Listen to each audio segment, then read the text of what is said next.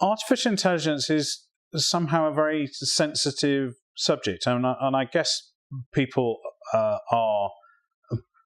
perhaps a little bit alarmed about it because they can see things like facial recognition software being rolled out. I mean, there was a story on the news just last night about the Metropolitan Police in London using facial recognition software, just picking up everybody walking up the street, and people are wondering about that as being sort of invasions of privacy. And then people perhaps fear that artificial intelligences might take over the planet. And here we get into a tricky area, because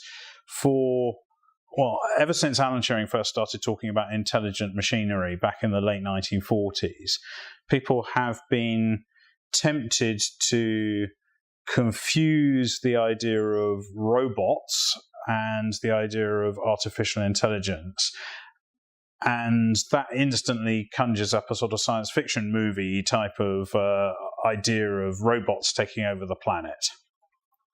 And I think that's very dangerous, because what that does is it encourages people to trivialize the discussion about whether there should be ethical boundaries around artificial intelligence. So, for example, again, just to go back to sort of Alan Turing and his contemporaries, one of Alan Turing's colleagues at Bletchley Park, a professor called I.J. Good, said in about 1962 that it was quite likely that at some point we would create a super intelligent piece of software, and that super intelligent piece of software, meaning that something that is far more intelligent than human beings, would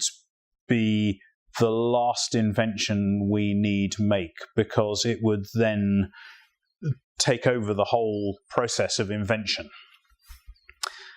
And that's interesting, and it's also slightly worrying, because if that is possible, and I don't think we're there yet, but if that is possible, then we need to think about how we might try and control that.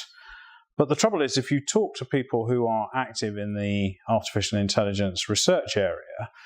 then they're quite likely to say, no, you watch too many science fiction movies and you think the robots are going to take over the planet, and I'll tell you that the simple research project that I'm involved in is very narrow and couldn't possibly be like that, so stop worrying about it.